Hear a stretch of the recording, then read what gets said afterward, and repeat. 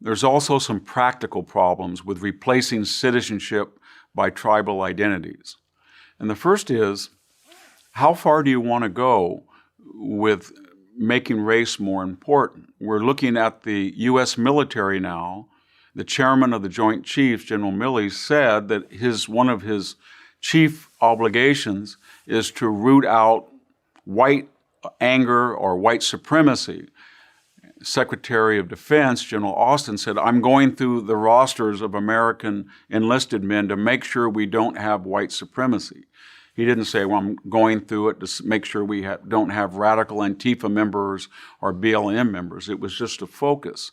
So what he is basically saying is that we're going to look at our military now in terms of whiteness, and we're going to have re-education programs, and we're going to read Professor Ibram Kendi's lectures on racism, in which he says, to cure racism, you must be racist. To cure discrimination, you must practice discrimination. And here's the problem with that. If you're putting all of your emphases as ancient tribes, the Goths, the Huns, the Osgoths, the Vandals, on your tribal identity, what are you not doing? You're not building civilization as they did not do. And so while our military is focused on categorizing us by race and ethnic background, we've just surrendered and lost in Kabul in the most catastrophic, humiliating defeat in American history of the last 50 years. So if a CEO of Delta or a CEO of American wants to virtue signal in this new climate of wokeness and says, I have to weigh in the Texas voting law because if you have to produce an ID to vote, or you're in Georgia and you have to produce an ID, that is discriminatory. But what are they not doing? They're not doing what they should do, and that is ensure their planes are on time, ensure their planes have fuel to take off. Secretary of Defense, General Austin, said, we want a military that looks like America. I think he meant that in terms of colonels, 1-star, 2-star, 3-star, generals should be 12% African American, 10% Latino, 6%, 8% Asian, the rest white, or 10% of mixed heritage. And so we're going to apply this tribal mindset to every category. Or are we? Are we really going to do that? If you look at the dead in Iraq and Afghanistan, and you look at it by class and race, about 73 to 75% of those who died in Iraq were from the white middle class, and the same is true of Afghanistan. But according to the new diversity tribal mentality, we would say, well, wait a minute. There's 70% so-called white people in the United States, half of them are males, it's 35. We've exceeded our quota of dead people. So we're fighting in Afghanistan, we have to say, wait a minute. You Marines that are guarding the Kabul aircraft, we've got to pull you back in because you've already met your quota of dead. So other people come up of different races, you get on the front lines and you've got to die for the next 6 weeks because you're disproportionately escaping your responsibility as a tribalist. And that's where it goes. There's also other things that happen when you want to emphasize DNA rather than the content of your character. How do you do that in a multiracial society? One of the things that we all notice in academia is that some students and high school students that want to go to what they feel are elite colleges, and they feel that they have an ethnic cachet, 1/16 Native American, 1/4 Mexican American, they will take a DNA test to show you that they're actually not white. And think of that for a second. Ostensibly, nobody would know what you are. So how could you be a victim if nobody knew what your ethnic identity was, because it wasn't superficially perceivable? So you have to take the effort to re-tribalize yourself so that you can then say that you are part of the 30% that has historical grievances against the majority culture, and those should be rectified by special consideration and admissions.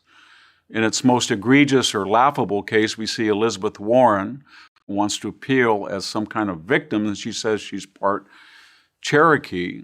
there's no evidence that she ever was. She's blonde, very pink looking. So she takes a DNA test to show us, and all it does is show us that she's not. And Ward Churchill is the same thing, Rachel Dolezal. We have these high profile cases of people who say they live in a racial society, racialized society, a prejudicial society, a discriminatory society, and yet they're making great efforts to prove that they're not part of the majority population, which makes no sense.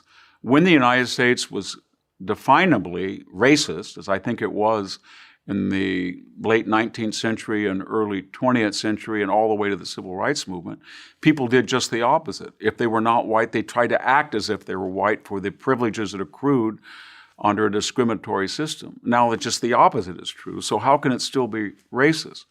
Then we get into the problem that we don't apply this across the board. Take the NBA, 74% African American, NFL, 73%. In other words, these are meritocratic institutions. We pick people to go into the NBA or the NFL or Major League Baseball on the basis of their athletic talents, their hard work, their industry. And we don't really care how they look. And this was a great improvement, advance over the old tribal system, and it was tribal, where only white people in the 1920s, 1930s, early 1940s until Jackie Robinson broke the color barrier. And what was the result of that? Baseball, basketball, football, they became much more dynamic games as we allowed players to participate based on a meritocratic rather than a tribal criterion. They were full citizens of the United States, in other words, and they followed a meritocratic system where tribalism was irrelevant. And now here we are, that people who have benefited from that system, like LeBron James, are lecturing us that it's not a fair system. But according to the logic of tribalism, the retrograde reactionary pre-civilizational logic, someone could say to LeBron James, well, wait a minute. There's not very many Asian Americans. They make up 6 to 7% of the population. They don't appear in the NBA or the NFL. And look at Latinos. I don't see very many Latino basketball players. And yet we know they play very well because the National Olympic team in Spain or Brazil are excellent. So why don't you have a mentoring program? Why don't you have a quota system? And so once you go down that road that you're going to organize society by tribalism, then immediately these problems arise. And that is, who is a tribalist and who can prove that they have a particular ethnic identity, and when do we not use that ethnic identity to replace meritocratic considerations? And when you look at the United States, this very rare, fragile, multiracial society, and we start to re-tribalize, then the first casualty are going to be meritocratic occupations. If United Airlines says for their pilot training program, they're going to have a quota that 50% of their applicants will look a particular way, not people who are just applying racially blind and by test scores or former pilot training or military experience. The ultimate result will be that you're going to put people in a cockpit that have less experience or less aptitude, not because of their particular race, but because you're using race in lieu of meritocracy, and that's going to endanger the people in the plane.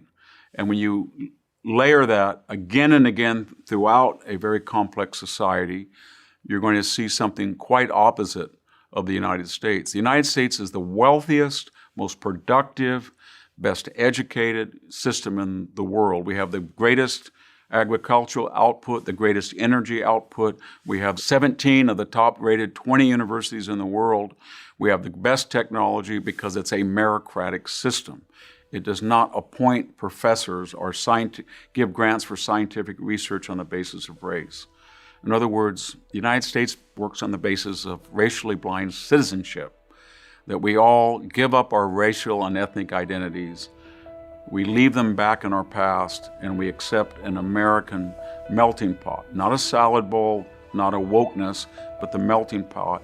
And we give up something of ourselves for the greater gift of becoming American.